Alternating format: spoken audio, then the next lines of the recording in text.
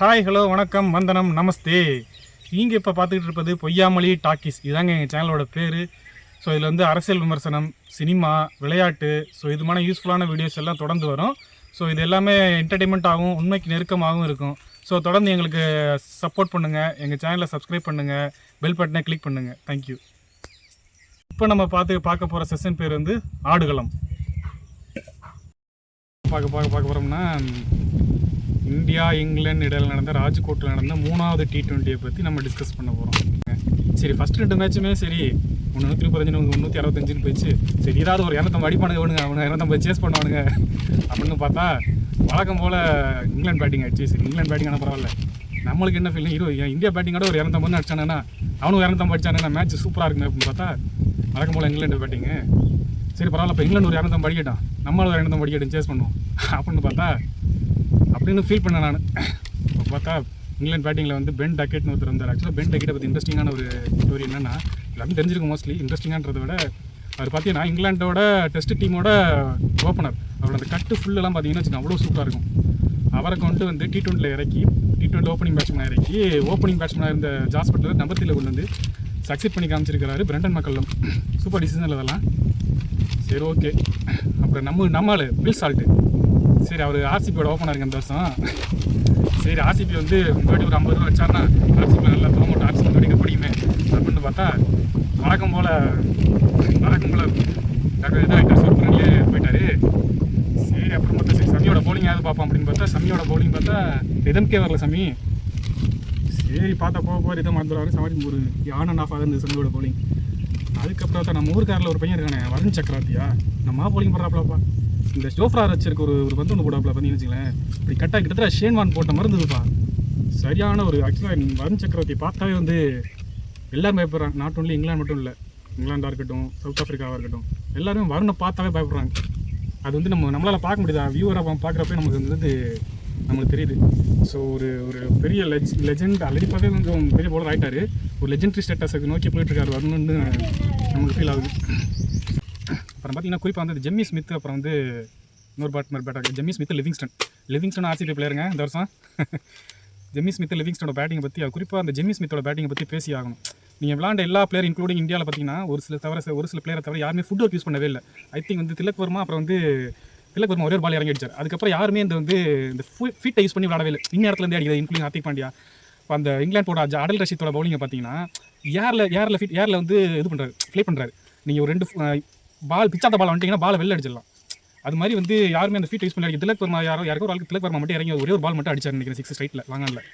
So அது மாதிரி யாருமே ஃபீட் யூஸ் பண்ணல. ஆனால் அந்த ஜெம்மி ஸ்மித் அதான் சொல்ல வந்தேன். ஜெம்மி ஸ்மித் பார்த்தீங்கன்னா அவ்வளோ அழகாக விளாட்றாரு. ஆனால் வந்து பெரிய ஷாட் செலெக்ட் பண்ணி பெரிய ஷாட் போகிறேன்னு சொல்லியே அவுட் ஆயிடுறாங்க. ஸோ லிவிங்ஸ்டோட பேட்டிங் வந்து ரபி பிஸ்னா ஒரு அடிச்சார் பாருங்க 4 6. பா மலை மாதிரி போய் எங்கேயோ விழுதுப்பா. அதுக்கப்புறம் பார்த்தீங்கன்னா இந்தியா பேட்டிங் பார்த்தீங்கன்னா சூரியகுமார் அதை பற்றி பேசி ஆகணுங்க. அவரோட பலம், அவரோட ஸ்ட்ராங்கான ஷாட்டை அவருக்கு வந்து வீக்னஸ் அமையுது. இப்படி ஸ்கூப் அது பேர் ஸ்கூப் ஷாட் நடிப்பார் பாருங்க. ஃபஸ்ட் 2 ஷாட் அடிச்சாப்ல, பட் ஆனால் வந்து அதே ஷாட்லேயே அவுட் ஆகணும்ல மறுபடியும். ஓகே, அவரெல்லாம் லெஜெண்டரி பிளேயர், கிட்டத்தட்ட ஒரு வருஷத்தில் 1000 ரன் கிட்ட அடிச்ச ஒரு T20 மட்டுமே. ஸோ அவரை பற்றி அதிகமாக சொல்கிறது என்ன சொல்கிறேன், ஐ திங்க் அவர் சரியாக விளாண்டே ரொம்ப நாளாச்சுன்னு நினைக்கிறேன். லாஸ்ட்டு பங்களாதேஷ் சீரிஸில் விளாட்ல, சவுத் ஆஃப்ரிக்கா சீரிஸ் சரியாக இருந்து லாஸ்ட்டாக விளாண்டதை பார்த்து ரொம்ப நாளாச்சு நான். ஸோ அப்பார்ட் ஃப்ரம் தட் அதுக்கப்புறம் இந்த வாஷிங்டன் சுந்தரோட டிசிஷன் என்னங்க, வாஷிங்டன் சுந்தர் எதுங்க விளாட்றீங்க நீங்கள் பேட்டராக விளாட்றீங்களா பவுலராக விளாட்றீங்களா நீங்கள்? அதுக்கப்புறம் இன்னொரு இந்தியாவோட பேட்டிங்கில் என்ன எனக்கு வந்து சுத்தமாக கம்பீரோட டிசிஷன் சுத்தமாக பிடிக்கவே இல்லை. வாஷிங்டன் சுந்தரை பற்றி பேசிக்கணுமா?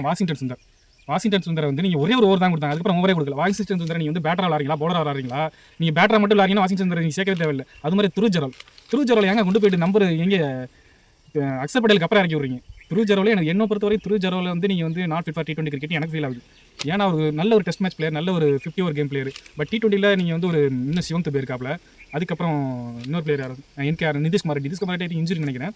சிவம் துபேலாம் கொண்டு வரலாமே, நீங்கள் 4 பால் பிடிச்சி 2 6 அடிக்கக்கூடிய கேப்லிட்டி உள்ளவங்களை கொண்டு வரலாம். அதுதான் T20 3 இப்போதைக்கு தேவைன்னு நான் நினைக்கிறேன். ஸோ நீங்கள் வந்து துருஜரோல் வந்து நீங்கள் அப்படி விளாட்றா இருந்தால் நீங்கள் ஹார்திக் பாண்டியோட வர இடத்துல வந்து வந்துருக்கணும், அட்லீஸ்ட் வாஷிங்டன் வர இடத்துல வந்துருக்கணும். கொண்டு போய் எங்கேயா இருக்கீங்க சம்மந்தமே இல்லாமல் 10 பால் 12 பால் 40 ரன் இருக்க டைப்பில் 2 ஓவர் 40 ரன் அடிக்க இறக்கி விடுறீங்க.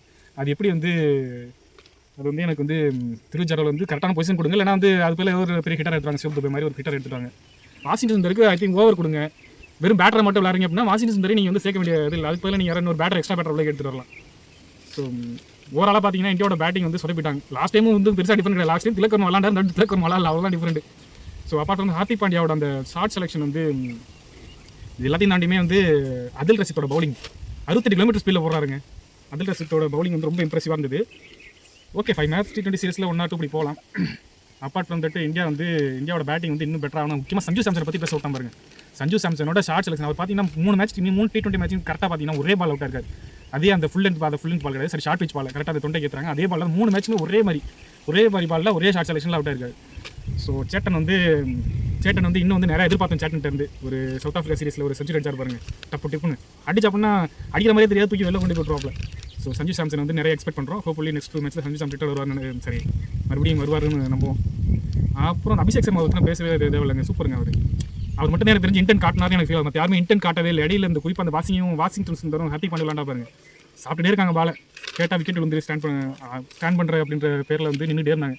யாராவது ஒரு ஆள் வந்து ஃபுட் ஒர்க் யூஸ் பண்ணி நான் என்ன சொல்கிறேன், நீங்கள் வெறும் இந்த இங்கிலாந்துக்கே தான் சரி, நீ 6 அடிச்சா மட்டும் ஜெயிக்க முடியாது. ஒரு விராட் கோலியை ஒரு இது பண்ணிங்களேன், ஒரு ஓவரில் ஒரு 6 அடிச்சாருன்னா அடுத்த 5 பால் எப்படி ரன்ஸ் 1-2 மாத்திர 2-3 மாத்திர அந்த ஒரு ஆங்கிள் வந்து இங்கிலாண்டும் கிடையாது. இந்த மேட்ச்சில் இந்தியாவுக்கும் நான் பார்க்கல. இந்தியா வந்து இன்டென்ட்டே இல்லாத மாதிரி விளாட மாதிரி இருந்துச்சு. கடைசி 2 ஓவர் ஹார்திக் பாண்டியா ட்ரை பண்ணார், பட் விக்கெட் கொடுத்துட்டாரு. ஓவரால் வந்து திலக் வர்மாவை தவிர போன மேட்ச் இந்த மேட்ச் பெருசாக டிஃப்ரெண்ட் இல்லை எனக்கு ஃபீல் ஆகுது. உங்களுக்கு என்ன ஃபீல் ஆகுதுன்ற கமெண்ட் பாக்ஸில் போடுங்க. நம்ம அடுத்த மேட்ச் 4th T20 அடுத்த மேட்ச் பற்றி டிஸ்கஸ் பண்ணுவோம். டாடா பாய்.